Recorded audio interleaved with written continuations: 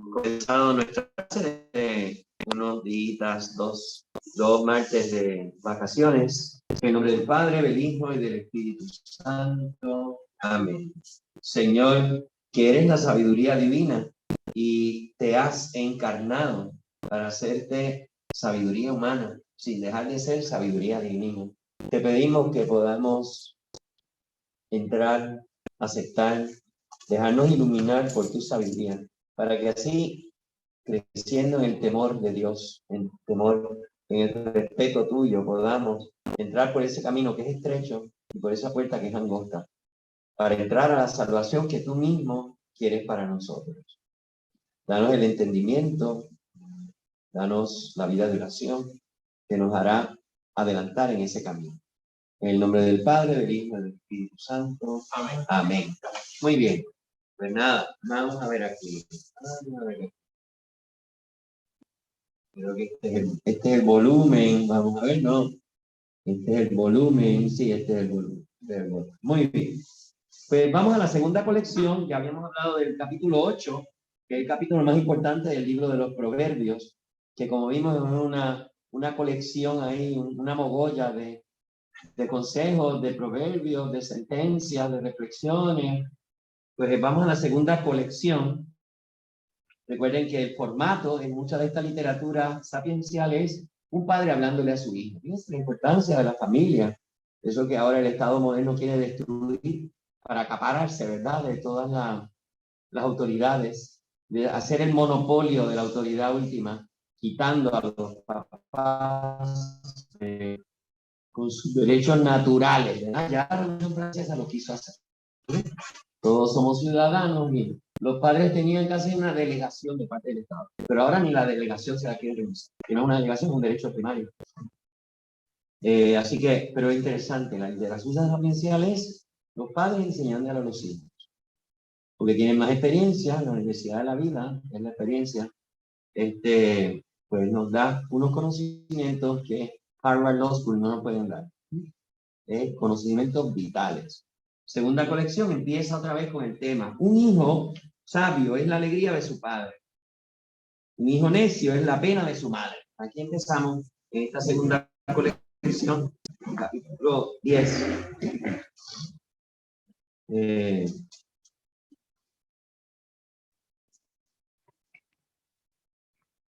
Vamos a ver aquí.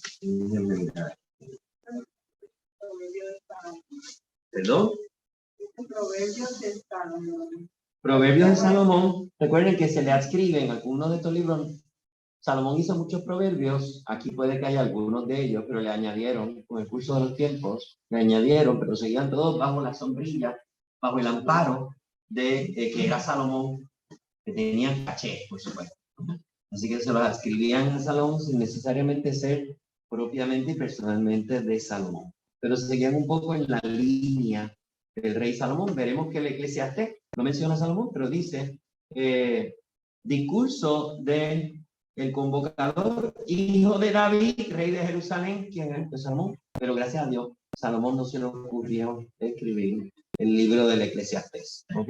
O el libro del Cogelet, o del predicador, o del convocador. Pero así, ya ustedes ven que los libros de la Biblia, algunos de ellos, para adquirir una cierta importancia o querer que la gente reconozca que ellos tienen autoridad, pues se lo adscriben a un autor sagrado. Si podemos ver la lengüita del aire acondicionado, porque está para allá abajo y aquí yo no recibo los auxilios del fresquito. Y entonces me voy derritiendo poquito a poco. Eso mismo, ahora sí, ahora sí. Ahora sí me está refrescando el aire acondicionado. Bendito, no se lo pongan al alcalde de Trujillo porque ya se declaró culpable. Bendito. Entonces, tan.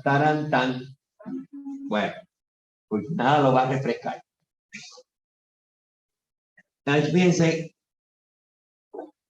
aquí hay esta segunda colección de proverbios. Un hijo sabio es la alegría de su padre, un hijo necio es la pena de su madre. Así que ahí vienen los contrarios, ¿verdad? Tesoro mal ganado no aprovecha, pero la justicia libra de la muerte. Tesoro mal ganado, corrupción, pillería. Tesoro mal ganado no aprovecha, pero la justicia libra de la muerte. Las cosas hechas rectamente por el libro, decimos nosotros, libran de la muerte, libran de encontrarnos con el mal y las consecuencias del mal. ¿Ok? El Señor no deja con hambre al que es bueno, pero rechaza la codicia del malvado. Desde que tiene necesidad, Dios lo provee. Dios no hace boca sin pan, dice el refrán, que antes usaba, ahora ya no creen en eso. El Señor no deja con hambre al que es bueno.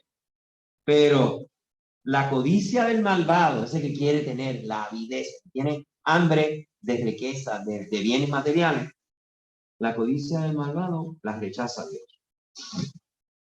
La mano perezosa empobrece. Ay, Dios mío, ahora que tenemos una actitud de profesionales, vagos profesionales. ¿Cuál es tu profesión? Ser vago. ¿Cuál es tu profesión? Vivir arrestado. El gobierno federal me dice que Puerto Rico está lleno de dinero, de miles de dólares federales, ¿verdad?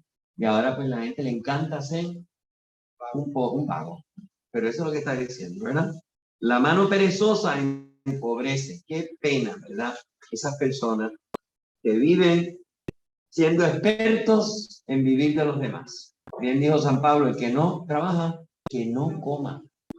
Me va a decir, ay, pero usted qué cura malo usted. Le dice, no, eso es palabra de Dios también. Porque por eso, miren, vinieron los de Carlos de Foucault, los pobres de Jesús, que son una pequeña congregación que surgió de los escritos de él y atienden a los pobres, así como la Madre Teresa de Calcuta, ellos atienden, llegaron a Puerto Rico, buscaron y no encontraron pobres. Digo, aquí en este país no hay pobres, no hay pobres, están todos acostumbrados a vivir del sudor de los demás. Qué cosa más tremenda, ¿no? Pero no se crean, está hablando con una misionera de la caridad en las Madre Teresa de Calcuta, que está hablando de una situación que hay en Haití. Me dijo, es lo mismo allí. Las cosas que ustedes tienen, van los pobres y dicen, dennos, ustedes no tienen que dar, eso que le dieron ustedes para nosotros. Pues vayan a misa, no. Vayan al catecismo, no. Vengan a rezar, no. Dennos. Tengo de esta obligación. Yo dar un paso, yo comprometerme. No. Qué terrible, ¿verdad? Entonces, por eso es los pobres en el espíritu, que dice la bienaventuranza, los pobres. Porque los pobres pueden que sean, aunque algunos pobres que tienen unas partecillas de televisión, que son unos plasmas y andan en unos carros. Ustedes a mí me choca eso. Ver gente en un caserío que tiene un carro, un Cadillac, que tiene carros notables, ¿verdad? Joya. iPhone, ¿sabes? En Roma, yo siempre pasaba, casi siempre, cogía la ruta que me llevaba frente a la iglesia de San Ignacio, donde está enterrado el santo Dios de San Ignacio de San Luis Gonzaga. Y cuando pasaba ahí, como iba tempranito, porque tenía clase a las 8 de la mañana en la Gregoriana, siempre había una gitana en la puerta de la iglesia de Jesús, cuando estaba abierta. Yo sabía que la iglesia de Roma estaba abierta porque siempre había un gitano. Cuando hay un gitano frente a la iglesia, quiere decir que está bien. Cuando no hay un gitano, quiere decir que está enterrado. Y un día, cuando estaba pasando, me llamaron por el iPhone y ella contestó su iPhone. Así que, claro, el director espiritual mío decía, porque hay muchos gitanos, decía, yo le tengo que ver, me dijo, mire, todas las parroquias tienen carta y el Estado también tiene, así que lo que pasa es que estos viven, son profesionales de la vagancia. Viven de los demás, eso es lo que está diciendo aquí. La mano perezosa empobrece, el brazo trabajador enriquece. Necesitamos brazos trabajadores. Imagínense que en Puerto Rico la cosecha, muchas cosechas, no digamos muchas empresas están buscando quien trabaje y no encuentran. Qué cosa más terrible. Pero aquí están los consejos, ¿ves? Quien almacena en otoño es prudente. Quien duerme en la cosecha es un descarado. Así que mientras está creciendo y tú tienes abundancia, tienes que aprovechar. Estás durmiendo en la cosecha, un descarado. Sobre la cabeza del honrado llueven bendiciones. La boca malvada encubre violencia. Así que bendiciones para el honesto y maldiciones para la boca malvada, para los maledicientes. La memoria del honrado es bendita. El nombre del malvado se pudre. Aunque hay un nombre de un malvado que lo siguen repitiendo por ahí todos los domingos, en millones de lugares repiten el nombre de un malvado, Poncio Pilato. que decía una ponceña medio bruta, que sea que Ponce se llamaba Ponce por Ponce Pilato.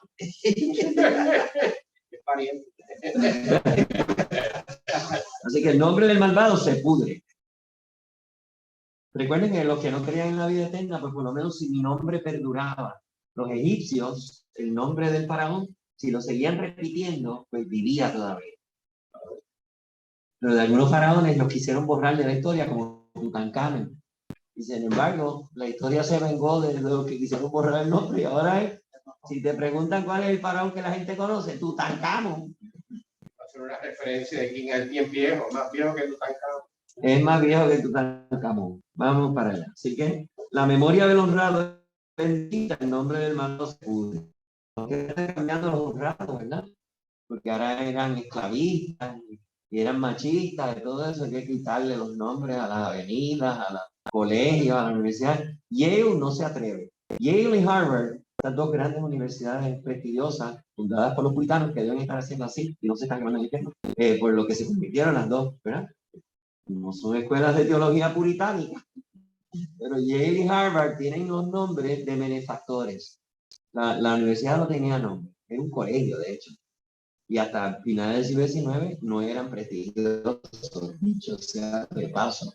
Eran unos colegios que tenían renombre y había mucha gente muy famosa, se había educado en ellos, mucho dinero, las élites de Estados Unidos, pero no eran grandes universidades con prestigiosos departamentos de esto, aquello, lo otro. A fines del siglo XIX, principios del siglo XIX, casi todos estos colegios eran un junior college en ciencias. Pues Harvard y Yale, Harvard es el nombre de un puritano que le regaló su biblioteca al colegio. Entonces le pusieron el nombre de él. Y Yale fue otro puritano inglés que le regaló dinero al colegio de Connecticut y le pusieron el nombre de él. Era un gran esclavista. Así que hizo parte de su fortuna, como muchos de los ingleses hicieron su fortuna siendo negreros, transportando todos los africanos y los que no servían los botaban en el camino. Así que hicieron una millonada. Pero Yale no se ha quitado el nombre. Aunque hay una pintura, de hecho, en uno de los museos de Yale, donde aparece el señor Yale, de apellido Yale en el inglés, y hay un negrito detrás, un esclavito.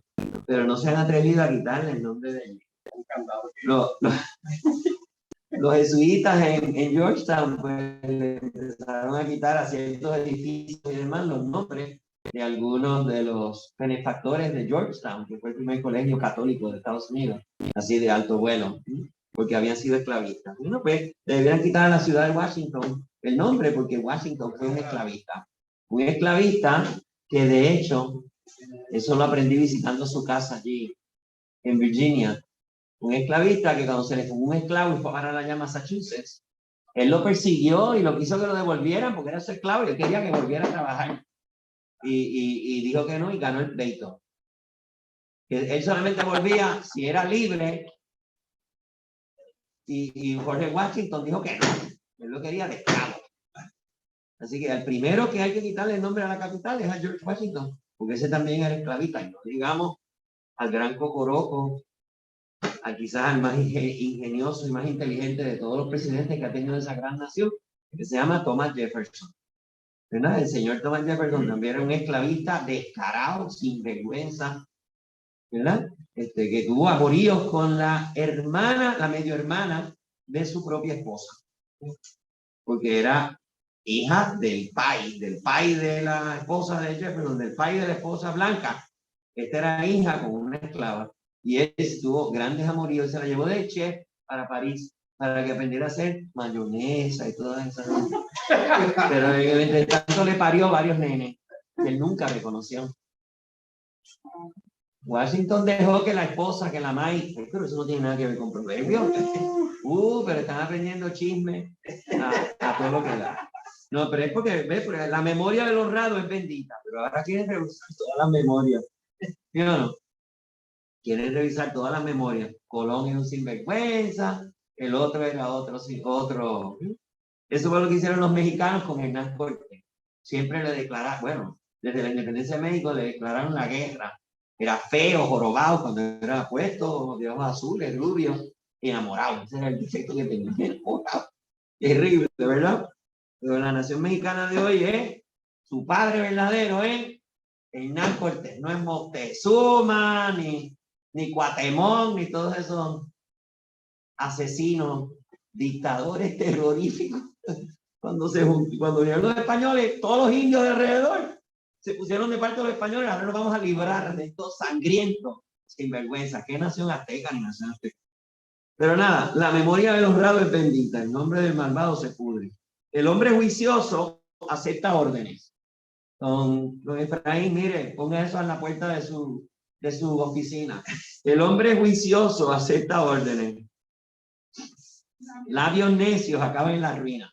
Las murmuraciones, los chismes, las críticas acaban en la ruina. Quien procede sinceramente camina seguro. El que actúa con disimulo queda descubierto. Así que el que se quiere un poco como disimular, esconder, jugar a la veleta, iba a ser hipócrita, acaban descubierto. Quien cierra los ojos trae sufrimiento. Quien reprende abiertamente trae remedio. Corrección fraterna. Si tú cierras los ojos, gracias a Dios que esos jóvenes no cerraban los ojos ante el programa ese infame de dos curas, ¿verdad? En el Gay Pride Month, no en el Sagrado Corazón, que hicieron un programa para decirnos, ¿verdad? Una serie de disparates. Pues gracias a Dios que el que reprende abiertamente trae remedio. Vamos a ver si escuchan. Pues debiera mandarles, ¿verdad? Para que escuchen lo que esos jóvenes tienen que decir. Pero esos jóvenes valientes, ¿ven? Porque como no tienen que perder puestos ni nos van a regañar, tienen la libertad de los hijos de Dios. Así que laicos, por favor, recuérdense. Y ustedes tienen el derecho y el deber, sobre todo de hablar de esas cosas, donde ustedes saben más que los eclesiásticos. La boca del justo es manantial de vida, porque dice cosas buenas, da buenos consejos, tiene orientaciones. La boca del malvado encubre violencia. El odio provoca peleas y el amor disimula las ofensas. Que la pasa por ahí. Muy bonito eso. Eso lo debieran poner a la entrada del aeropuerto de Tel Aviv, de Israel, ¿verdad? El odio provoca peleas, el amor disimula las ofensas, ¿verdad? Las perdona, no las recuerda, no se las estrella, ¿verdad? Los palestinos que están asediados por los israelíes, matan a un israelí y ellos mandan 10 palestinos por cada israelí, ¿verdad? Ojo por ojo, no, aquí hay que tumbarle la casa al hijo rebelde que fue y mató a un israelí, hay que tumbarle la casa para que se muera toda la familia. Pues, ¿habrán ellos aprovechado el libro de los proverbios? El odio provoca peleas y el amor disimula las ofensas. En los labios del prudente hay sabiduría, un látigo en la espada del necio. Así que en los labios del necio, lo que hay es una espada, un látigo, ¿verdad? Está azotando a las demás personas, haciéndoles mal. El sabio atesora saber, la boca del necio trae la desgracia. El que cree que sabe y no sabe nada, bueno, ¿qué tal les parece? La boca del necio atrae la desgracia. Trump. Ay, Dios mío. ¿Quién puede, verdad? La boca del necio. Una cosa asombrosa, ¿no? Yo me asusto, verdaderamente. Como gente, después de todo esto, de estas vistas que han tenido públicas, donde han testimoniado a algunas de las personas que estaban en todo ese proceso, viendo lo que estaba pasando. O sea, no puede hacer eso es ilegal. Hay que hacer eso. Mira, vicepresidente, haz lo que yo te mando, porque si no te voy a... Y mandándolo y se lo debieran colgar, sí. Y cosa, la boca del necio. Atrae la desgracia. Vamos a ver si llega la desgracia cortesía de los fiscales federales que todavía no han movido un dedo. Y porque las vistas no van a mandar a nadie a la cárcel. Solamente van a delatar públicamente, ¿verdad? Toda esta serie de movidas verdaderamente un golpe de Estado. Era un desmantelamiento de ciertos procesos esenciales donde él no podía meter la mano y quería que el otro, ¿verdad? Se hiciera lo que no podía hacer y se lo estaban diciendo. Pero él no quería hacer caso, ¿eh? Alentando a la plebe, ¿verdad? A toda esa gente armada y violenta, ¿eh? Estaban allí por amor. La fortuna del rico es su defensa, la miseria es el temor del pobre. El salario del honrado es la vida, la ganancia del malvado es el fracaso. Así que explota a los demás, pero piensen, no siempre, esto es casi siempre. ¿Saben por qué? Ustedes han oído de Carnegie, ¿verdad? Carnegie, de la biblioteca Carnegie allí en Puerta de Tierra. Yo creía que Carnegie era un estudioso, un profesor, un filósofo. No, era un bandido. Era uno de estos, de los grandes ricachones. Era un escocés que se vino a Estados Unidos y allí hizo una fortuna con el hierro y el acero y luego los ferrocarriles, ¿verdad? Carnegie estuvo en Pittsburgh. Pittsburgh era el lado extremo occidental de Pensilvania, donde están pegados al río Ohio, que se mete en Mississippi, porque después tenían acceso hacia todo el centro de Estados Unidos, ¿verdad? Así que y entonces en Pittsburgh encontraron todas estas montañas que tenían carbón y tenían hierro y todo eso. Pues Carnegie, ese quería matar a todos los huelguistas y los quería matar a todos los obreros. Se juntó con otro que también tenía otros secretos de hacer acero y demás. Después no se podían ver el uno al otro y acabaron que nunca jamás volvieron a hablar, aunque era el socio, ¿verdad? Pero Carnegie en un cierto momento dice, bueno, yo hice tantos billones de dólares sacrificando la salud de mis empleados, ¿verdad? De los obreros, ¿verdad? Que debiera entonces dedicarse ahora en adelante. Y entonces hizo unas grandes obras de beneficencia, ¿no? En Pittsburgh hay un gran museo que se llama el Carnegie Institute, una cosa espectacular. Es decir, que todo eso, y Carnegie Hall en Nueva York también es lo auspicio. Así que ahora el nombre de Carnegie. Así que eso un poco desmiente a los que no saben historia, ¿verdad? Y no se ponen a quitar la apariencia de Carnegie y descubre que era verdaderamente un zorro malo, un viejo sinvergüenza, con su obrero bendito. Mató gente de hambre y fue un abusador, pero se forró de dinero. El socio se llama Frick, pero no Freak, sino F-R-I-C-K. Esos se asociaron para fortalecerse con los conocimientos de uno y otro y después no se podían ver. Porque el Carnegie estaba por allá vacacionando en Escocia cuando le mandó a Frick que destruyera la huelga y matara a quien fuese, llevara a la policía. Y entonces Frick lo hizo y cuando lo dijo, yo no sabía lo que estaba pasando. Mintió descaradamente y los dos nunca jamás se volvieron a hablar. Pero los dos se hicieron multitrillonarios, digamos. Pero después él se arrepintió, ¿eh? Entonces, pues sí, la fortuna del rico es su defensa. Supo él al final, ¿verdad? Como dice Jesucristo, ¿verdad? Usa los malvados dineros para ganarte quien te haga entrar en el cielo, ¿verdad?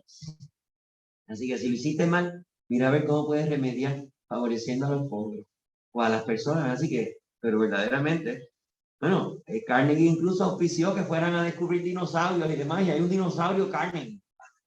Tipo que cuando lo encontraron, pues le pusieron el nombre de Carnegie. Ese trajo los huesos para allá, para Pittsburgh, ahí está.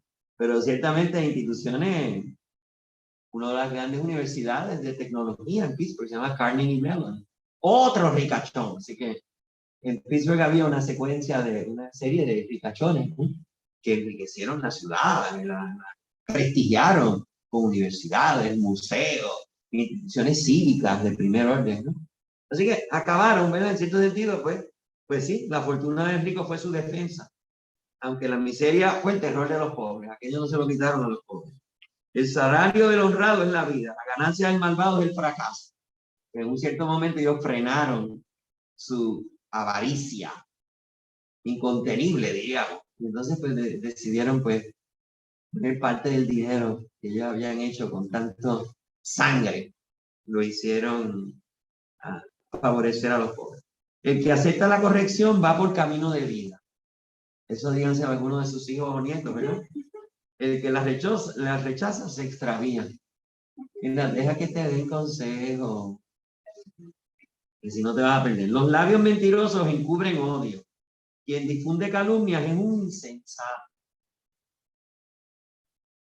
Donde abundan las palabras no falta el pecado. Muy bueno. Así que Santiago, la carta de Santiago va a decir, mira, ¿por dónde controlan un caballo?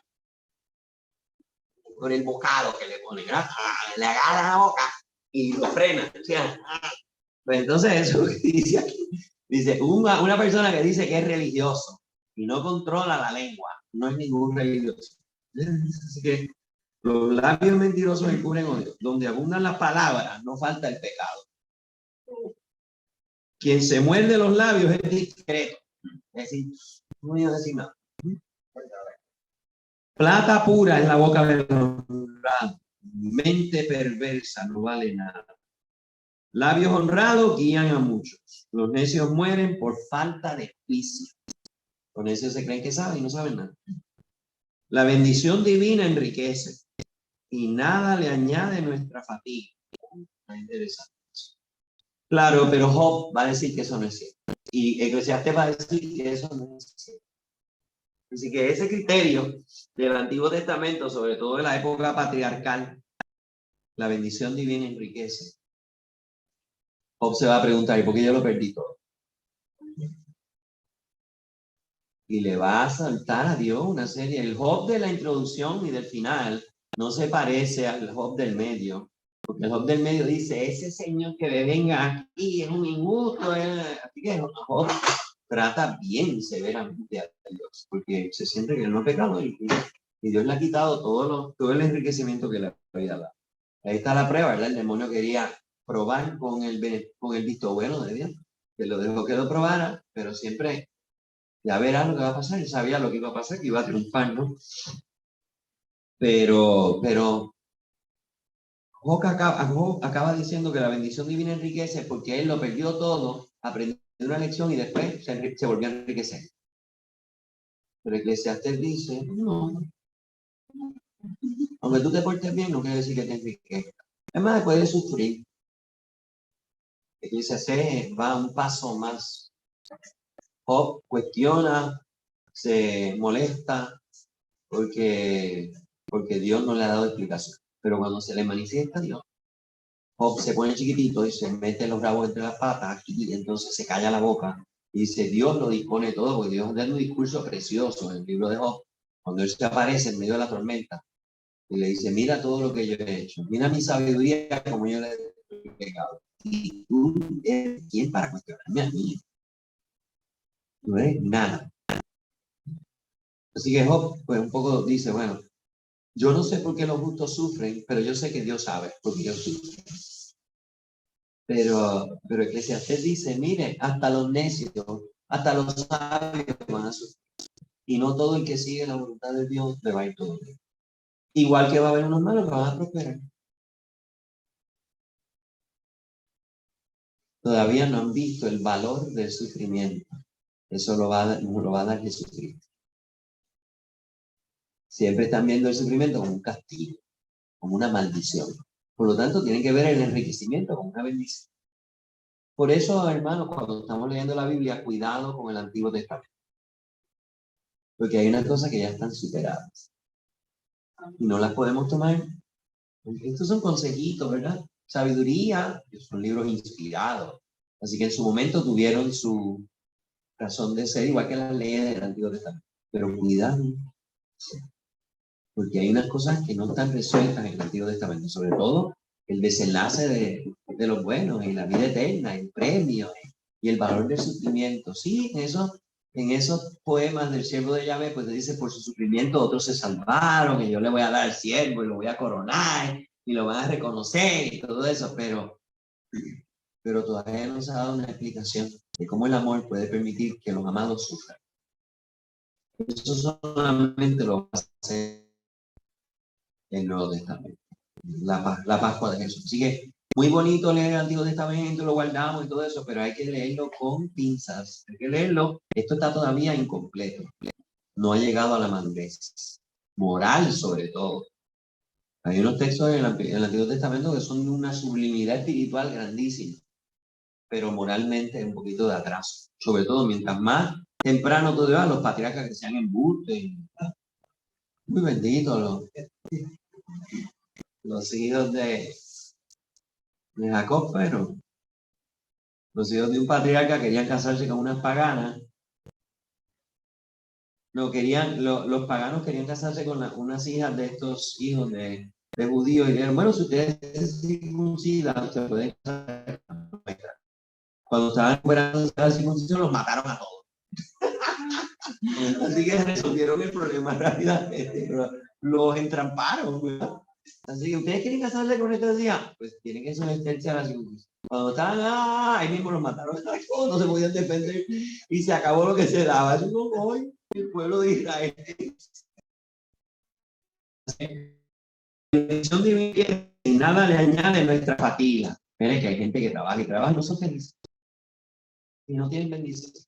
Viven esclavos de su fe. El necio se divierte haciendo trampas. ¿Le dice trampas o trumps? El necio se divierte haciendo trampas. El hombre prudente se divierte con la sabiduría. El malvado le sucede lo que teme al malvado. Al honrado se le da lo que desea. No siempre. Al honrado se le da lo que desea. Bueno, sí, eventualmente, pero no en el proceso.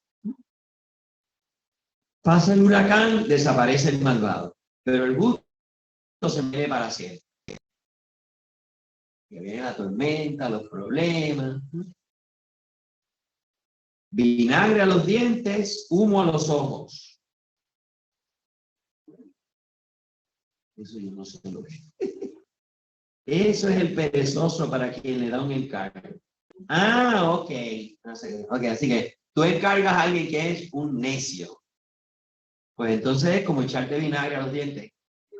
Y humo a los ojos, ¿no ves? Es decir, es una estupidez. ¿Ok? Es una equivocación. ¿Ok? Al perezoso le da un encargo. Es decir, al vago no puedes fiarte del vago porque él respetar al Señor prolonga la vida. Los años de los malvados se acortan. Volvemos otra vez a esta teoría de que, ¿verdad? De Matusalén. Se contó también que Dios le dio ¿cuántos? 800 años de vida. Cuando eran hombres prehistóricos, todo eso. Bueno. Ok, eso quiere decir que, recuerden, los números del Antiguo Testamento, sobre todo en esas primeras etapas, son simbólicos. Ningún hombre prehistórico vivió 800 años ni 100 años. Pero nada, respetar al Señor prolonga la vida eterna. Los años de los malvados se acortan. La esperanza de los hombres es alegre. La ilusión de los malvados fracasa. Así que los que se creen que se van a salir con la suya, fracasan. El camino del Señor es refugio para el hombre recto. Es terror para los malhechores. Efectivamente. Es decir, el camino del Señor tiene el castigo listo para ti. El honrado jamás tropezará. El malvado no habitará en la tierra. De la boca honrada brota sabiduría. Lengua tramposa será cortada. Labios honrados saben de benevolencia. La boca del malvado de engaños. Ella está haciendo enredos y trampando, jugando, endiablando. ¿Okay? Así que, ¿qué dice aquí en la reflexión que ustedes tienen en los textos que ustedes compraron, en la Biblia que ustedes compraron? Este capítulo 10 del libro de los Proverbios aborda largamente, en forma de pequeños refranes, el contraste entre el justo y el malvado, el sabio y el necio. Sabio es quien es justo, quien habla poco, pero con sinceridad y sin miedo. A esas personas Dios les alarga. Bueno, ¿y por qué se murió Santa Teresita de 25 años? Y la Teresa de los años de 21, y San Luis Gonzaga de 23, y Jesucristo de 33, más joven que todos nosotros. Yo le duplico la edad de Jesucristo. Más 2 años.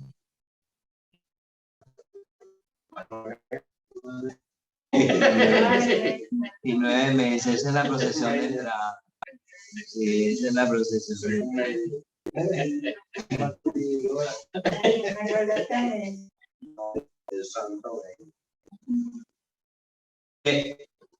contrario, el sabio y el sabio, el trabajador y el perezoso.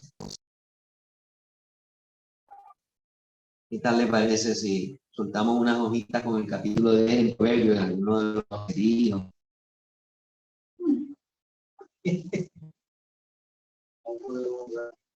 No son generaciones, ¿verdad? Como tres. Reciclando. Presente su vida ante Dios. Pídale que le acompañe siempre, le ayude a tener actitudes honradas y sabias, asumiendo la responsabilidad de su propia vida. Así que usted lee esta serie de refranes que están expuestos literariamente en ese contraste entre el sabio, justo, trabajador, y el necio, perezoso e impío. Y usted verá cuáles son los beneficios de ser sabio, de ser piadoso, de ser justo, de no ser enredador, ¿no? Y de no ser avaro. Porque Dios es el que te va a dar lo que tú necesitas. No es tu avaricia que se lleva por el medio a todo el mundo, ¿verdad? Se lleva enredado. Analiza su comportamiento, los estrictamente personales y los sociales o relacionales. Cada cual tiene que examinarse, quizás el curso de compás, ¿verdad? Que todos, bueno, no todos, aquí hay uno que no tiene todavía el compás, no tiene la brújula puesta. ¡Ay, Dios mío! ¿Qué está esperando? Esa es una de las cosas que va a resolver, chicos, el curso de compás. Tiene que verlo para que vean. Pero precisamente el curso de compás cogía estas frasecitas y decía, y analiza, vamos a ver. Tú verdaderamente, pon esto en serio, Dios te está hablando. Porque aquí hay refranes, pero hay mucha sabiduría, y hay muchos consejos, y hay mucha sensatez, ¿no? Así que, y hay bendiciones escondidas. Capítulo 11. Capítulo 11. Estos ya no son consejos, sino que son proverbios, aparentemente inconexos.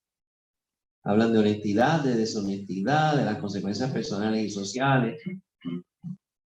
Estos refranes nos recuerdan que no vivimos aislados, que vivimos con responsabilidad hacia los demás. Como ayer en la primera lectura, ¿verdad? Que los reyes de Israel hicieron y deshicieron y después, pues, Dios los destruyó. De eso no tuvo compasión, fíjense, de Judá sí hubo y volvieron algunos de Babilonia. Pero de esto, Senaquerib los deportó y desapareció de la historia. Así que, capítulo 11. El Señor aborrece las balanzas falseadas y le gustan las pesas exactas. Esto es no esté engañando a la gente, no estés vendiendo plata como si fuese plata lo que es latón. Así que tienes que ser justo en las balanzas, en las cosas, no esté engañando a la gente. El orgullo acarrea la deshonra, pero la sabiduría acompaña a los humildes.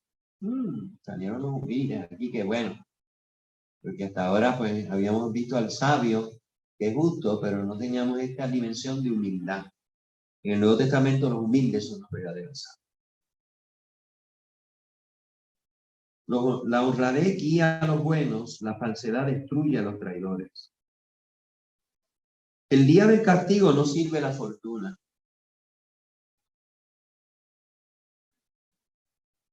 Pero la justicia libra de la muerte. ¿Te portaste? Pero a dos santos de mañana no lo libró de la muerte. A San John Fisher y a Santo Tomás Moro, la justicia y la rectitud no lo libró de la muerte. Pero son santos. La honradez del justo hace fácil su camino. El malvado caerá por su maldad. La honradez de los rectos los salva. Los traidores quedan enredados en su codicia.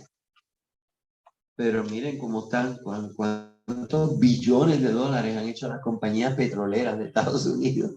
Y no quieren que les tumben ni 5%, ni 1% de las ganancias. Injustas. Dios mío. Bueno, durante la pandemia, los billonarios de la gente más rica del mundo se han enriquecido más veces. Y los pobres y la clase media se han empobrecido. Entonces, ve. Con la muerte del malvado muere su esperanza. Y muere también la ilusión de las riquezas. Y que se acabó lo que se da. Exactamente. El honrado se libra del peligro, el malvado ocupa su puesto. Así que eso fue lo que los musulmanes creen que le pasó a Jesucristo. Que el honrado se libró del peligro porque el pobre Cirineo ocupó su puesto y fue a que lo crucificaron. Y Jesús se salió corriendo y se escondió. Y entonces Dios se lo llevó al cielo para protegerlo y esa es la ascensión. Sí, la película de la pasión de Mel Gibson la prohibieron en muchos países musulmanes porque eso era deshonrar al profeta Jesús.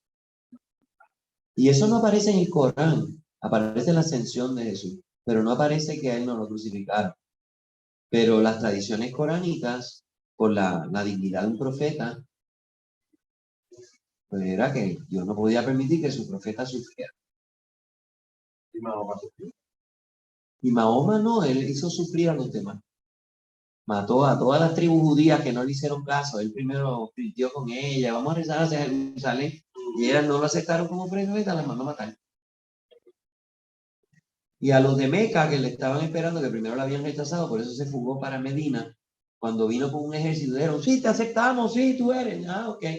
Y entonces se casó con todas las hijas de todas las otras tribus, aunque tuviesen 12 años, para hacer alianza.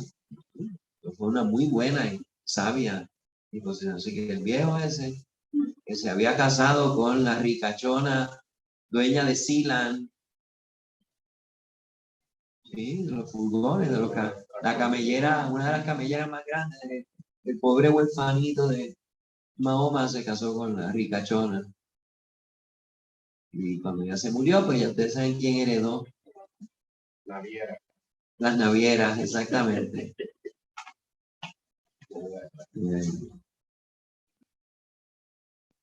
El malvado hunde al prójimo con la boca, pero la inteligencia a los justos los salva. Eso es prudente. El éxito de los honrados lo festeja la ciudad, y cuando fracasan los malvados, canta de júbilo. Qué bueno que te pasó. Ese fue el primer millonario puertorriqueño. El primer millonario puertorriqueño era un mulato puertorriqueño que... ¿Perdón? No, era pirata. Tenía las autorizaciones del rey de España para Miguel Enríquez. Miguel Enríquez, pues, la corona española le dio, sí, una patente de corso, ¿no? Un corsario.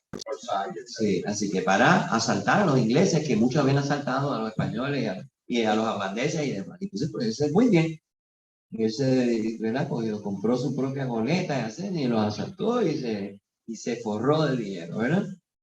Y es más, el rey de España quería darle un título de almirante, de qué sé yo, ¿verdad? Pero hasta que firmaron la paz con Inglaterra.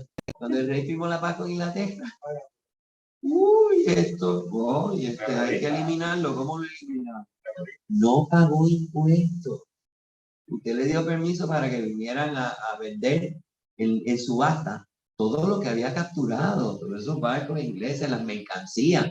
Imagínense, San Juan entonces se volvió Marshall. Todas esas mercancías de primera que iban para allá, ahora las subastaron. Y en San Juan se abrieron 5 Marshalls, ¿verdad? Todas las mercancías inglesas y holandesas de la primera, ¿verdad? Que aquí no se veían.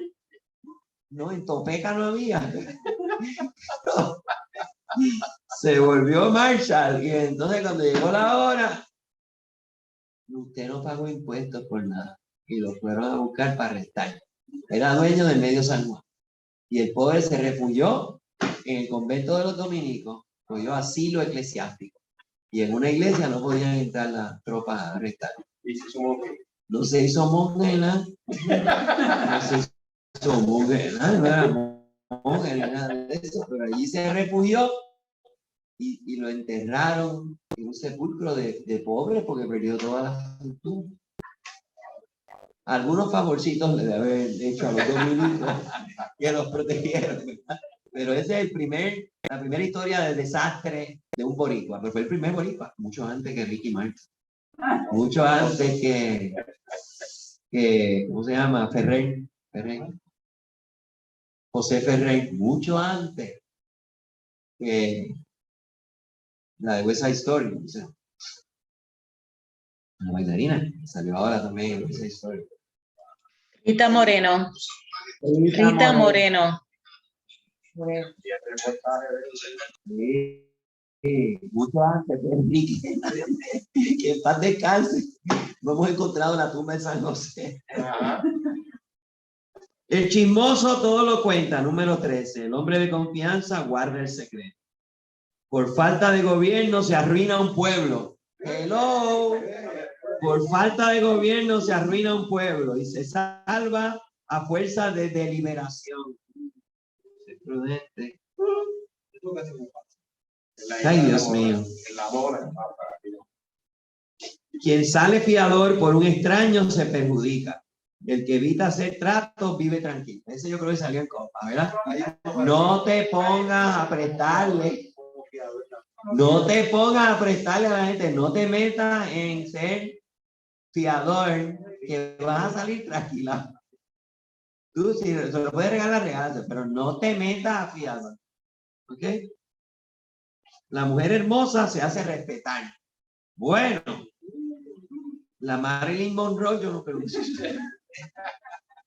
La que odia la rectitud atrae la deshonra. La fortuna del perezoso es escasa. Cuando se acaben los fondos del federal, ¿qué van a hacerlo? Se van a mudar para Estados Unidos. Sí, Romero Barceló decía que la estadía era para los pobres. Los audaces conservan su riqueza.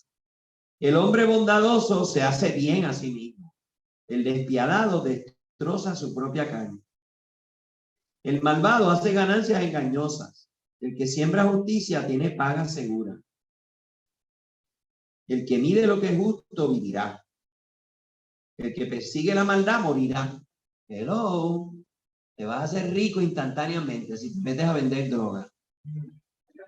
Pero te aseguramos que vas a morir antes de los 30 años. Aborrece el Señor la mente perversa y le agrada una conducta sincera. Tarde o temprano el malvado lo paga. La descendencia de los honrados está sana. Y ahí está, ¿verdad? La pervivencia. Como no había vida eterna todavía, no se había abierto el cielo y el destino era el Sheol. Pues entonces, la descendencia de los honrados estará sana. Por eso era tan terrible morir Jesucristo sin tener descendencia. Moría joven, sin descendencia, la mano de sus enemigos. Apito Dios, ¿dónde tú estás?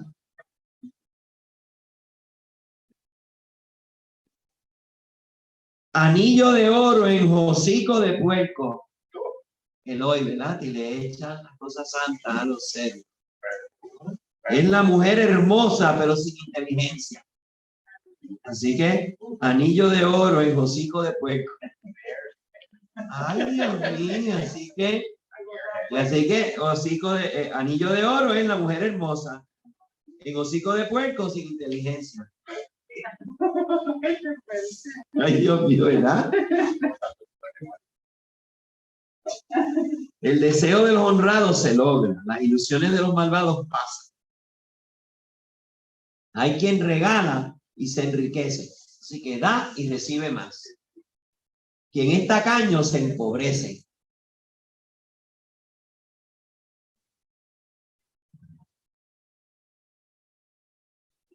Al que acapara trigo lo maldice la gente. Guarda, guarda, acapara, ¿verdad? El Señor del Evangelio, ¿verdad? La parábola que guardó toda la cosecha. Necio. Al que lo vende le cubren de bendición. Quien madruga para el bien alcanzará favor. Al que busca el mal le saldrá después. Quien confía en sus riquezas se marchita, pero los honrados brotarán como follaje.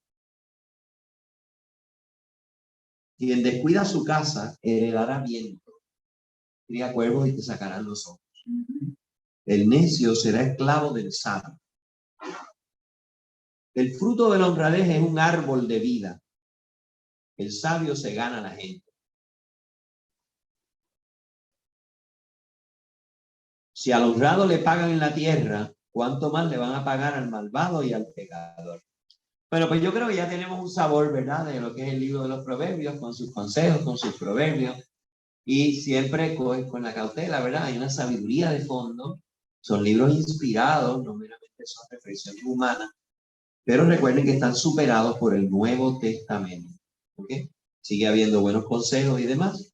Pues vamos a pasar a otro de los libros sapienciales, el que a mí menos me gusta. Y miren que a mí Job también me está un libro difícil de tragar. Es un libro bastante pesimista y bastante... yo diría que lo más cercano en la Biblia que hay a un drama griego, a una tragedia griega, es Job. De hecho, la parte central es un poema, es un diálogo, ¿verdad?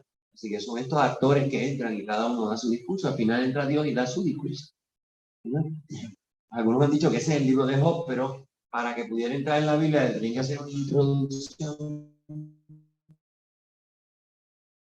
y un epílogo para que pudiera serenar la cosa, ¿verdad? De las fuertes bofetadas que le dan a Dios en el libro de Job, donde no aparece el nombre de Yahvé, igual que en este libro que vamos a empezar ahora, que se llama el libro del Eclesiastés. Los luteranos lo tradujeron predicador, coelet, pero literalmente no es un predicador, sería un muy mal predicador si es un predicador. El libro verdaderamente es el convocador, aquel que llama. Cogelet quiere decir el que reúne, el convocador. En griego, eclesiastes, eclesia, fíjense que ahí está el nombre de la iglesia. La iglesia quiere decir el grupo convocado para alabar a Dios.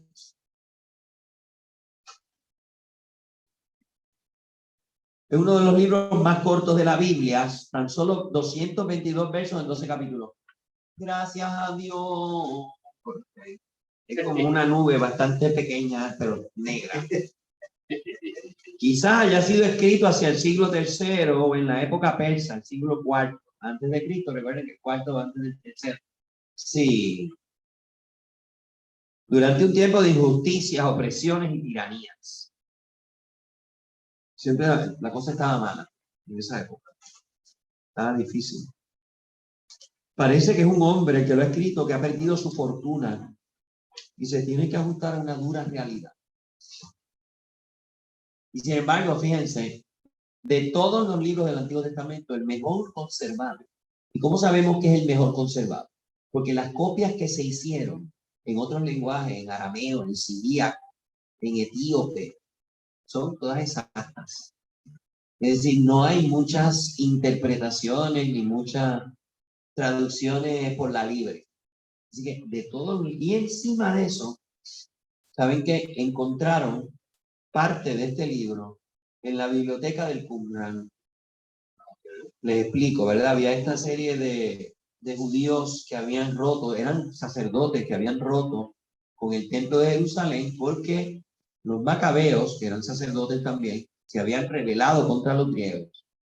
Pero la monarquía en Israel no era de sacerdotes, era de los descendientes de David.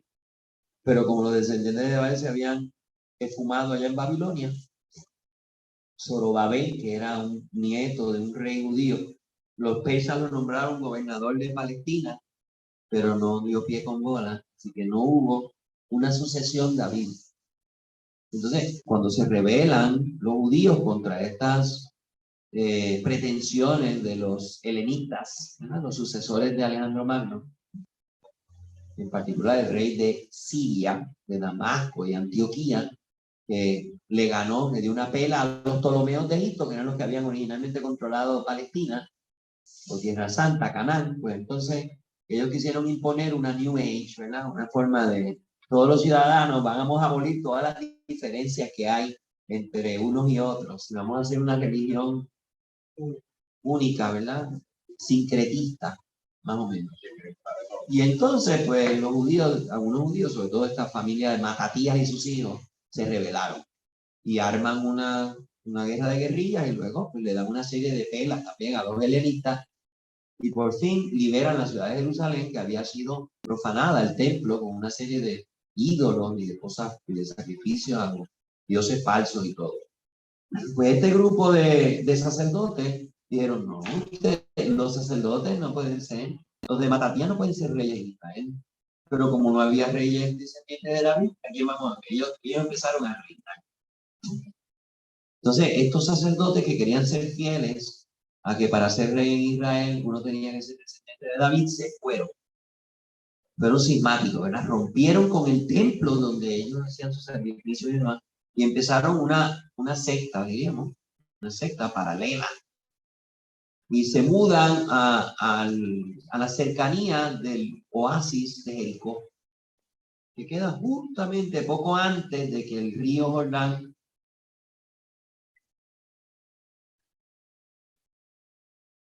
entre en el Mar Muerto, ¿verdad?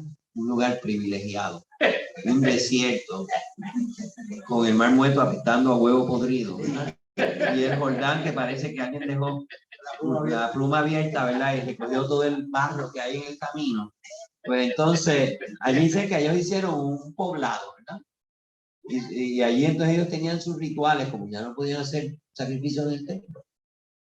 Pues ¿cómo se iban a purificar ellos? Pues bañándose 10 veces al día. Cada vez que iban a hacer oración, los musulmanes se lavan la cara y las manos y los pies y ya pueden hacer oración. Por eso tenían que sumergirse en el agua para purificarse de verdad.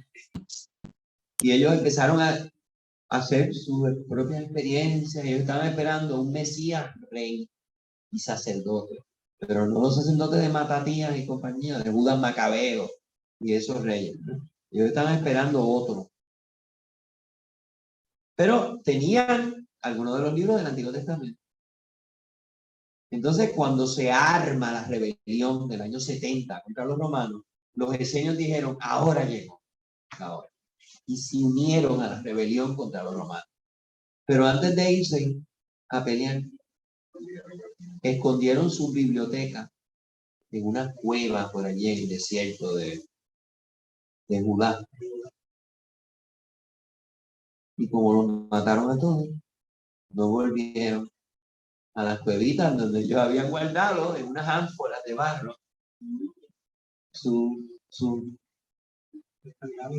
los pergaminos, los rollos de sus libros. Y ahí estaban Isaías, Jeremías, estaba Eclesiastés. Estaban en hebreo. Estaban en hebreo, claro. Pero fíjense que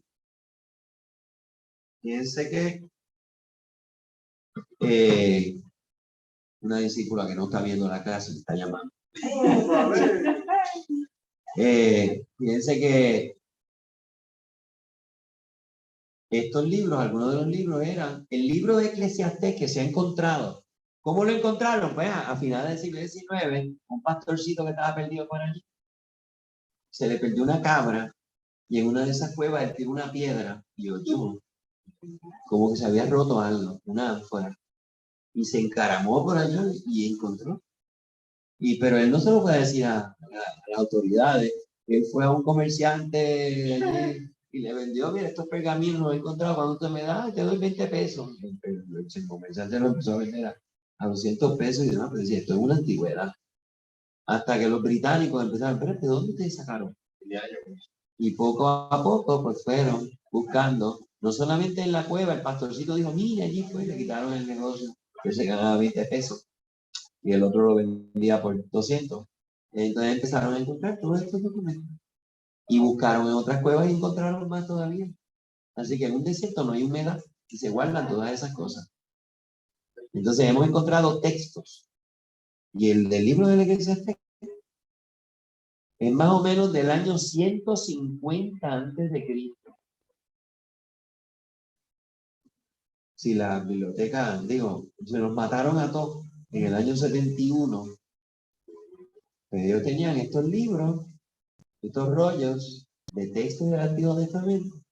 Y usted va a Jerusalén, no estoy diciendo que vaya, pero si usted va y va al museo de Qumran, Qumran es el sitio donde estaba la aldeíta, donde esta gente vivía, los esenios. Y usted va allí y tiene, de hecho, la entrada del museo, tiene el techo del museo, es como la tapa de una anforita. Es de lo más curioso, muy simpático. Y poco a poco han ido descifrando todo eso. De hecho, algún estudioso ha encontrado secciones del libro de San Marcos, de Evangelio de San Marcos. Así que hay una pelea, ¿verdad? Porque hay muchas de las cosas no se volvieron íntegras, sino solamente sobrevivieron pedacitos. Y hay un estudioso religioso de allá de Tierra Santa, no sé si es franciscano o algo así, que dice que ahí está parte de un texto de San Marcos, del Evangelio de San Marcos. Interesante. ¿No? Pero nada, sabemos, gracias a los manuscritos del Qumran, que el libro del Eclesiastés del año 150 está casi idéntico como el que nosotros hemos traducido al español. Y que a través del griego y del latín, y en la misma Biblia hebrea, este libro es parte de la Biblia hebrea, se conserva. Así que el mejor texto que se conserva del Antiguo Testamento, porque lo hemos visto que no hay casi variaciones en su traducción y en sus copias, es este. Pues nada, ya tuvieron un poquito de arqueología bíblica. Ay, Dios mío, tengo que admitir que en mi biblioteca yo tengo una anforita así chiquita porque me estuvo curioso, así con un pergamino, no sé qué es Isaías o algo así, pero está el pergamino. Me trae eso porque estuvo simpático. Eso es original, eso no es Disney World. Eso es original. Ok. No tiene un orden lógico, es un revolú. Sí, miren, aquí yo, de estos dos libros, yo saqué cuál es el orden. Y aquí te ponen, lo único que se ponen de acuerdo es que hay una introducción y hay un epílogo. Y al parecer el epílogo no es original tampoco, se lo añadieron después. Pero lo que hay entre medio es una mogolla. Así que es el libro más desordenado que hay. Nadie, todo lo que proponen, esta es la estructura, mira aquí y aquí, eso no cuadra. Es uno de esos libros que al ser de esta época tardía no menciona el nombre de Yahvé, pero quizás eso sea por respeto. No se puede mencionar el nombre de Yahvé. Aunque sí habla de Dios. También recoge el malestar de Israel al ser dominado por dinastías extranjeras. Así que eso tiene que ser antes del exilio. El libro tiene que ser después del exilio de Babilonia. Quizás en la época de los persas, donde ya les han dado el poder regresar, pero no les va muy bien al principio. No hay una teoría abstracta sobre el hombre, pero propone ejemplos concretos de vida. Comprueba y hace balance si las ganancias que el hombre cree obtener compensan todo el esfuerzo y las fatigas que genera. Es decir, vale la pena. Es una reflexión sobre la condición humana. ¿Vale la pena matarse por tal? Esa es la gran pregunta de este libro. Sobre todo, y ya veremos lo más técnico de este libro, es que el destino del hombre es igualito que el destino de una rata. Todos van para el hoyo y no hay vida. Así que usted olvídese. Esto es lo único que usted tiene y está la cosa difícil y fea, por no ser deprimente. ¿Ok? La respuesta del convocador es demoledora. En el mundo no existe una justa retribución. Así que aquí no vamos a encontrar justicia. Ni pago, ¿verdad? Así que esto que dice el libro de Proverbios, de lo que asumían los libros del Antiguo Testamento, los patriarcales, ¿verdad? Tú te portas bien y Dios te bendice, tú te portas mal y Dios te castiga. Eso no funciona. Aquí se ha dado un paso más que Job. Al fin y al cabo dice, bueno, si tú perseveras, Dios al fin y al cabo te va a bendecir aquí en la tierra. Pero tú tienes que respetar los planes de Dios y no pretendas que Él te explique todo. ¿Okay? Así que en el mundo no existe una retribución. Lean Coelet 5, del 15 al 24, y 8, del 10 al 14. Aún el sabio, aunque pretenda saber más, no sabe nada. Coelet 8, 17. Así que aquí tenemos un sabio que dice, pues mira, aún el sabio se va a encontrar con unos imprevistos que lo van a desconcertar. Es un diario de reflexiones donde hay muy poca esperanza de cambio. Este libro no cree en un mundo nuevo, en un cielo nuevo, no cree en un hombre nuevo. Todo lo que ya hemos visto es lo que vamos a seguir viendo. No hay nada nuevo bajo el sol. Es una de las famosas frases de este libro. Queda pues, pero este libro, si no admite que no hay nada nuevo, pues, y el Evangelio, que es la buena nueva. Así que este libro queda absolutamente superado por el Nuevo Testamento. Igual que el Salmo 88, que poco le gustó a Doña María, ¿verdad? Le decía, ¿acaso tú has hecho algo por los muertos? ¿Acaso tú eres fiel con los que se murieron? ¿Acaso tú has escuchado la súplica? No. Pero esto es peor. Fíjense que en algunos libros los estudiosos dicen aquí hay influencias egipcias, porque se han puesto a leer libros sapienciales egipcios y han encontrado unos paralelismos. Libro de la sabiduría, el Salmo 104, que leímos que es tan precioso de la creación, que es el hombre para que te acuerdes de él, ¿verdad? Y dice, las nubes son las carrozas, entonces el Salmo que es mi Salmo favorito, ¿verdad? Más que el 8, sí, vamos a ver. Pero ese Salmo que tiene unos paralelismos dentro de los himnos a Atón, del faraón Ajenatón, papá de Tutankamón. En este no hay huellas ni egipcias, ni persas, ni helenistas. Junto con Job, es lo más escéptico y triste del Antiguo Testamento. El hombre queda profundamente frustrado. En la vida humana no vas a poder encontrar felicidad duradera. Es un poema o cantar sobre el escepticismo. Lo debieron leer todos los liberales materialistas.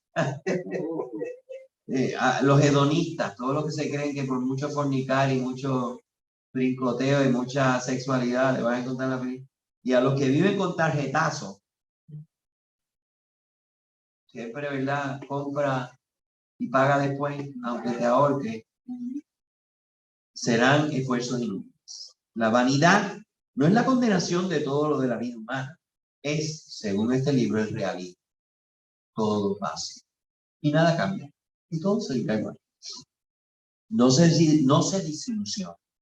Se puede lograr una breve felicidad. Conténtate con un goce moderado de la vida. ¿Qué tal le parece con la bienaventuranza? Conténtate con un goce moderado de la vida.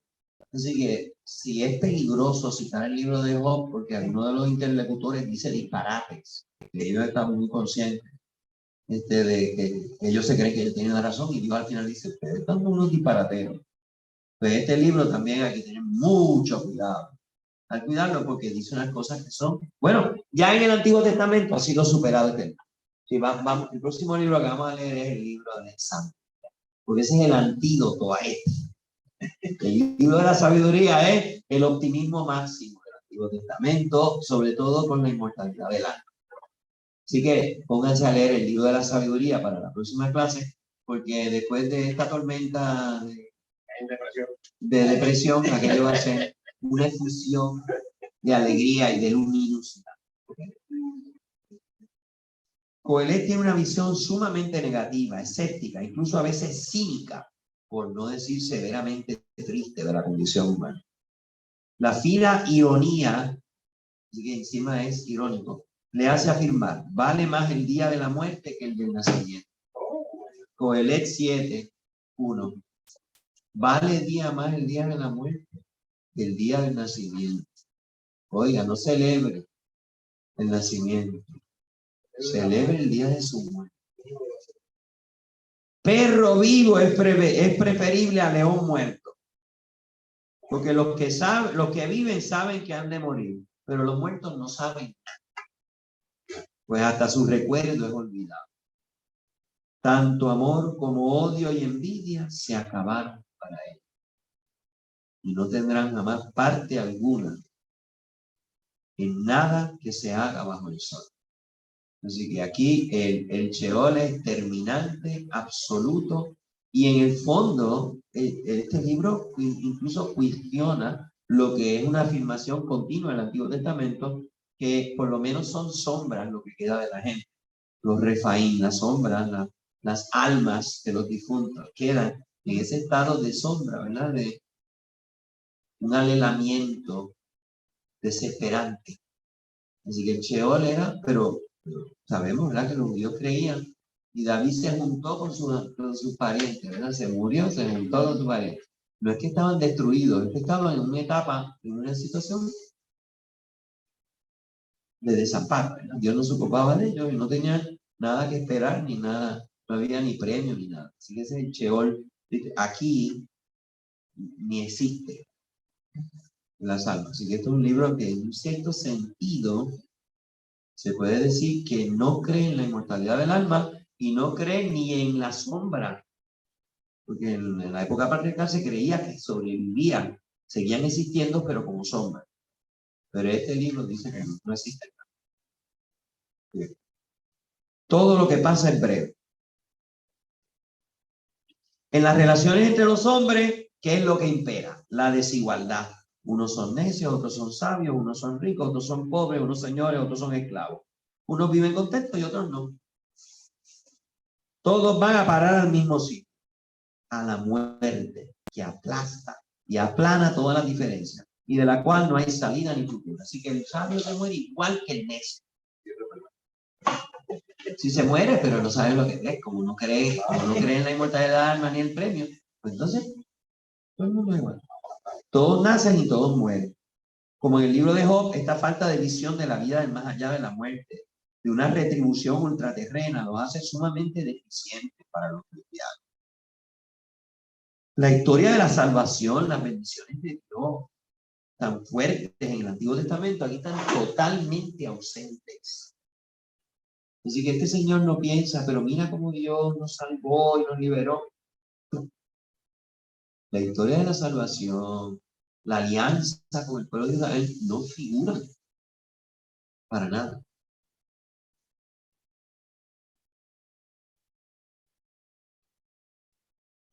El escepticismo del autor se relativiza solo ante lo absoluto de Dios. Vuelvo a repetir. El escepticismo, todo es igual, el sol sale, el sol se pone, todo el mundo se va a morir, los necios igual que los padres. No igual, no hay nada nuevo bajo el sol. Todo ya lo hemos visto, por lo tanto no hay nada nuevo. Ahí, iPhone 13, eso es embuste, no hay nada nuevo. La tecnología no figura aquí como algo nuevo que pueda mejorar, ¿verdad? Por eso digo que este libro es la peste para los liberales y los hedonistas y los materialistas que creen, bueno, solo estamos mejorando continuamente. Esa noción de progreso terrenal. Esto es un pantano de tierra movediza en el cual todo el mundo se va a ahogar, se va a morir, ¿verdad? La sabiduría es un don de Dios que Él da a los buenos.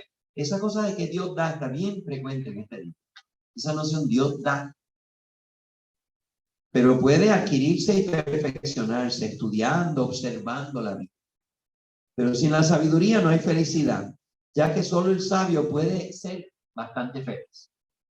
Esta es la única razón de ser de la sabiduría. Todo es vanidad. Esa palabrita. Jebel, como afirma el abrir y el cerrar del libro.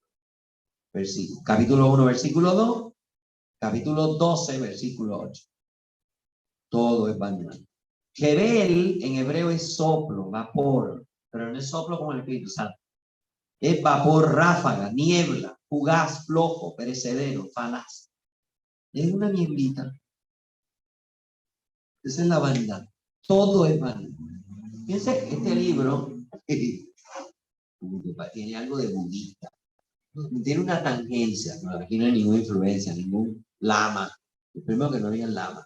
El budismo llega en el siglo VI después de Cristo a Tibet. Me parece, ¿verdad? Para Ricky Martin, que el budismo es el lamaísmo. No, eso es una forma bastante tardía del budismo, los lamaístas, ¿verdad? Pero no es que aquí ha llegado un monje budista a predicar eso en Tierra Santa y este señor lo ha escuchado, ¿verdad? Pero esta vanidad, que es como un espejismo, que es como una niebla, se parece en cierto, coincide con la visión budista de que el mundo es una ilusión, es una mentira y un engaño. Y lo que tú tienes que hacer es liberarte por la meditación profunda de tu condición de todo ese engaño, que todo eso que estamos viendo es una ilusión.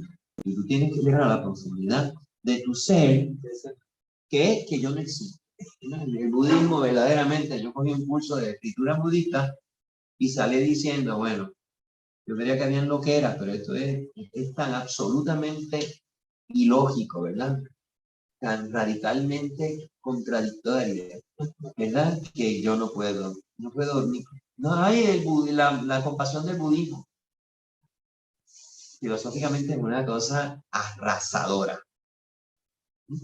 Todo es mentira. Y tú tienes que librar de esas mentiras. Porque todo es, no es, tú tienes que dar cuenta. Y cuando te das cuenta, gritas. Entonces te liberas. Porque ya sabes que tú no existes. Y ya no tienes que reencarnar. ¿Qué cosa más? Dios mío. Pero ese no es el budismo de Ricky Martin, de los artistas de Hollywood. No. El budismo es tan y hacer yoga, y meditar, ¿verdad? Y que fumar un poquito de marihuana, ¿verdad? Pero, bueno.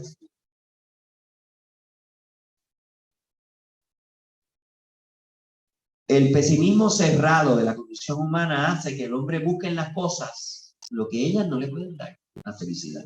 Vano es el placer, la jactancia, el reír del necio, la envidia de la prosperidad ajena, los sueños, las interpretaciones, así que profetismo, todo.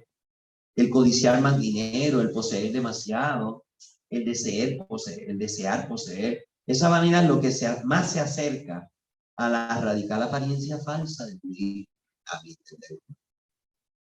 En los comentarios que he leído no aparece eso. A mí me parece que hay una tendencia, no una influencia, pero que acaba como que rozando. Vanidad es como que una ilusión, una falsedad de todo. El libro no solo condena todo el mundo a la vanidad pasajera, al tiempo, no hay un nuevo tiempo, no viene un tiempo mejor, a los valores que son pervertidos y decepcionan, a los bienes. Así que todo es pasajero, no solo bienes. Exhorta al hombre a ser feliz en la moderación. El enemigo es el exceso, el deseo. Vuelvo otra vez como que una tangencia con el budismo, era como si el deseo fuese el problema. Para los budistas ese es el gran problema existencial y para este libro es el deseo desmedido. Dice, mejor es lo que los ojos ven que lo que el alma desea. Es decir, arréglatelas con lo que hay. No te ilusiones. No esperes. No busques más allá. ¿Okay? Coelet 6:9. Mejor es lo que los ojos ven que lo que el alma desea. La felicidad, que es tan sumamente humana, es frágilmente posible en la tierra, aunque nunca será tan completa como el hombre la desea. El hombre debe contentarse con un gozo moderado de la vida, frenando su ambición, disfrutando de la vida, de poseer ciertos bienes materiales, sin los cuales no hay felicidad. Así que aquí tampoco encaja la bienaventuranza de dichosos los jóvenes. Hay que aprovechar las sanas alegrías, aunque no llegues a conocer el sentido último de la vida y tengas que aceptar el ritmo inevitable de las cosas, que nunca se ajusta a lo que los hombres quieren. El autor tiene una visión casi sarcástica de la vida, que le ayuda a relativizar todas las cosas humanas que tampoco duran, que duran tampoco. Así que en cierto sentido, pues ese realismo así descarado que tiene este libro hace un poquito de vacunar contra el optimismo. Por eso digo, los liberales, esto es una dosis de realismo. De decir, mira, verdaderamente tú serás rico, pero a costa de que el otro sea pobre, ¿no? Y demás, cuando te estés muriendo con dolores, ¿de qué te va a valer ser rico? ¿No? Washington se murió, dicho sea de paso, bastante joven. Se murió, al parecer, le dio un tucutucu por haber comido, algo así. Él no estaba enfermo ni nada. Se murió así. Y después no quiso que le hicieran ningún entierro de héroe ni nada. Porque todas las oraciones fúnebres de 5 horas, haciendo discursos, llevaron el cuerpo aquí. Está enterrado, que ustedes nunca han visitado la tumba de Washington. No está en el obelisco ese fálico allá en Washington, no. Sí, el padre de la nación. Está en la finca donde él vivía. Sí, allí es donde está enterrado, en una tumbita donde dice antes de entrar, guarde silencio. Y es algo sacral, ¿verdad? Aquí siempre hay un guardia mirando. Pero allí está enterrado en una tumbita. Siempre se le busca. Sí, pero él no quiso, él era muy pomposo, que digamos. Y hay una imagen de la apoteosis. Ah, bueno, en el Capitolio está Washington es Zeus. Sí, ahí está él así con unos rayos. Sí, ahí le hicieron, César se quedó chiquito comparado con Washington. Sí, pero esa es la mitología del padre de la nación. Pero él mismo fue muy modesto en su vida. Por eso lo puse en el billete de uno. Ay, bendito, debe ser. No, porque fue el primer presidente cuando no fue. Hubo 3 presidentes antes de George Washington. Él fue el primer presidente de la Constitución, de la nueva Constitución, pero antes había habido 3 presidentes, de los distintos arreglos que habían hecho. El Congreso Continental declaró su independencia de Inglaterra, pues escogieron a John Hancock de Boston, que era un comerciante. Él fue el primero que presidió el Congreso Continental. Después, cuando escribieron los artículos de confederación, todos los estados eran estados soberanos que decidieron juntarse para defenderse, pero no había un gobierno central que no valía nada, solamente era para representación externa. Pues ahí hubo 2 presidentes, un tal Hansen y otro que no me acuerdo el nombre. Y después vino el primer presidente de la Constitución de United States of America, donde hay un gobierno central más poderoso, que es el que tiene la soberanía, no los estados. Entonces, ese es el primer presidente, pero hubo 3 presidentes anteriores que la gente no se acuerda de. Y Washington reconoció que él no era el primero en presidir a las 13 colonias. ¿Okay? Bueno, ni la alianza ni la historia de la salvación se integran en esta respuesta modesta y forzada de este autor. La felicidad es temer a Dios, capítulo 8, 12 al 13. Solo el bueno que obedece a Dios y trabaja será feliz. Pero ni el sabio está inmunizado de una adversidad que le impida trabajar. Y si tú te das un golpetazo, un tucutuco del corazón y te queda medio así, pues, no te eras sabio. Los imprevistos. No se pueden garantizar los bienes materiales para llevar una existencia moderadamente feliz. Su visión pesimista, algunos la llaman existencialista, es un realista brutal, pero su solución al problema de la felicidad, que es frágil, prácticamente no dura y es improbable. Ay, bendito sea esa. Yo a esa religión no voy, al donde leen este libro yo no voy. Porque si eso es lo que me están diciendo, no. Está totalmente superada por la revelación de la vida eterna, donde le será posible alcanzar al hombre con la ayuda de la gracia una felicidad ilimitada que anhela y que no se encuentra bajo el sol, sino sobre él. ¿Cuáles son los problemas teológicos de estos 2 libros, Job y Eclesiastés, que son del género sapiencia? Pues son los más pesimistas de todo el conjunto de las escrituras judías, siguen siendo parte del canon, no porque fueron, no solo porque fueron inspirados, sino porque nos recuerdan que el sufrimiento es parte de la condición humana y que causa que muchos duden de Dios. Sin la fe Y sobre todo sin la esperanza de la retribución de ultratumba, no podemos esperar mucho de la vida.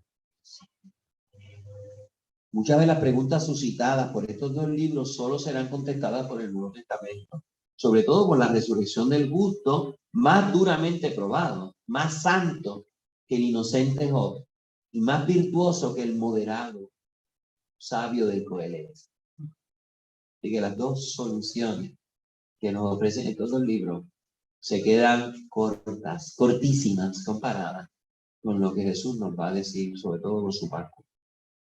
De hecho, como dirá el Salmo 51, todo hombre nace pecador, así que el único que es enteramente santo e impecable es Jesucristo, y eso precisamente no puede, y es el que no cuestiona ni acusa a Dios, como Job, su padre, de ser culpable de la desgracia que le asola en su pasión. Así que Cristo no acusa al Padre. Job se resigna a ser humilde. Jesús desea vehementemente recibir el difícil bautismo de sangre que el Padre le permite padecer por los pecadores. Será Jesús, no Job, el siervo que intercederá por los malvados. Y el verdadero sabio que nos llama a la radicalidad, no a la moderación. El que no deja todo por mí no es digno de mí. Así que la moderación, diríamos, semiprudente de este libro, no concuerda. ¿Hay alguna aportación positiva de este libro? Bueno, pero entonces, ¿para qué no aceptamos estas dos oraciones que yo les voy a dar y eliminamos el libro? Vamos a eliminar el libro, pero bien. Acepta todo lo que Dios te da. Esa es la primera. Acepta todo lo que Dios te da.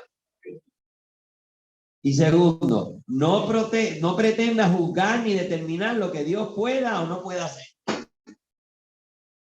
Y que no trates de controlar a Dios. En la botánica, este libro lo botan. ¿Verdad? No pretendas juzgar ni determinar lo que Dios pueda o no pueda hacer. Acepta todo lo que Dios te da. ¿Ok? Pues entonces ya en la próxima clase vamos a comenzar con el libro de la Eclesiastés. Vamos a coger algunas. Ya hemos tenido un pregusto. Ya les di, como dicen en Guaynabo City, un preview attraction. Así que ya vieron algunas de las escenas críticas de este libro, ¿no? Pero vale la pena escucharlo. Yo no lo leo. Solamente cuando doy clases sobre él lo leo. Porque verdaderamente no es santo de mi noción.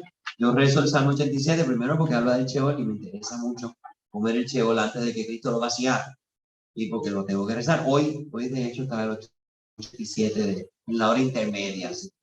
Inmediatamente que yo veo las olas que me arrollan, yo digo, estamos en el Salmo 87. Por ahí viene. Por ahí viene. ¿Acaso tú has escuchado a los muertos? No. ¿Te has preocupado por ellos? No. ¿Has hecho algo por ellos? No. Pues que me estoy muriendo, avanza. Y silencio, porque no hay contestación en el Salmo 88, ¿verdad? Pero el Eclesiastés. Así que vamos a leer algunas secciones del Eclesiastés, para que vean cómo hay que tomar muy con cautela estos libros del Antiguo Testamento. No nos podemos quedar porque nosotros sí hay algo nuevo bajo el sol, se llama el Evangelio. ¿Okay? Así que, pues nada, pero ya empiecen a leer como antídoto. El libro de la sabiduría. Para que vean que este libro, que es el último de los libros del Antiguo Testamento, cronológicamente hablando, el que está más cerca de Cristo, y está en griego. No hemos encontrado la versión hebrea del libro de la sabiduría. Los evangélicos tienen Eclesiastés, pero no tienen... Pero imagínense, los evangélicos tienen Eclesiastés, pero no tienen... Es que algunos evangélicos no creen en la inmortalidad del alma. Sí. Por eso cuando ellos van a un entierro, ellos no rezan por el difunto.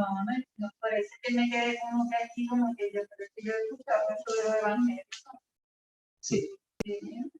Algunos evangélicos que no creen en la inmortalidad del alma, que Dios va a resucitar el cuerpo y el alma de la persona, pero que estamos muertos. Por eso, parte de la teoría es, ellos asumen ciertos textos bíblicos cerrados del Antiguo Testamento y los importan al Nuevo Testamento. A ellos se les olvida que San Pablo dice, pues si yo me tengo que decidir entre irme con Cristo, quedarme con ustedes, decido quedarme con ustedes porque sigo trabajando, pero mi anhelo es estar con Cristo. Pues para ellos eso de estar con Cristo no existe. El alma se destruye cuando se muere con el cuerpo y no resucita y no existen las personas hasta que Dios las reconstruye totalmente. Ustedes vean los evangélicos, sí, ellos no rezan por el muerto cuando se aparecen con sus panderetas en la funeraria. Realmente también curioso que hoy en día ¿no? Un estribillo que me parece un poco ridículo. Que alguien se muere y dice, vuela alto, vuela alto. O sea, como si fuera que... Yo nunca he oído eso. Que no. En esos funerales Ay, puede estar bendito. existiendo Juan Carlos Casellas. Bendito, Son Padrecito. medio... Igualmente que La es vuelta algo... del sol, cuando cumplen años, una nueva vuelta del sol, ahora es fuera alto. Cuando Vuela alto, eso es bien común, inclusive católico. Sí. Vuela Pero católico alto. también. Yo leí una reflexión sobre eso, bueno, que vuelan son los pájaros y los aviones. No, pero es verdad. Así. Como ahora, cuando usted cumple años, le dice la nueva vuelta del sol. Gracias por una nueva Además vuelta. de que el momento mágico. Sí, es Esas verdad. son palabras modernas. Mire, vamos a acabar la clase que ya estamos en el momento mágico. No. El Padre, del Hijo y del Espíritu Santo. Señor, te damos las gracias porque conocemos el Evangelio de Jesucristo y no nos hemos quedado en el perro muerto vale más que un león vivo. Les digo que el perro vivo vale más que un león muerto del libro de Eclesiastés. Así que, Señor, sí, gracias porque hay algo nuevo bajo el sol. Gracias porque hay una realidad que le da sentido último y sustenta la verdadera felicidad del hombre que no se encuentra aquí en la tierra, pero que sí se encuentra en los planes de Dios. Pues, Señor, gracias. Continuaremos sumergiéndonos en la Sagrada Escritura para ver sus consejos y sus limitaciones. Esto te lo pedimos en el nombre de Jesucristo. Señor. Amén. Amén. Los que tengan preguntas, pues quizás en la próxima se me olvidó, ¿verdad? Dar tiempo para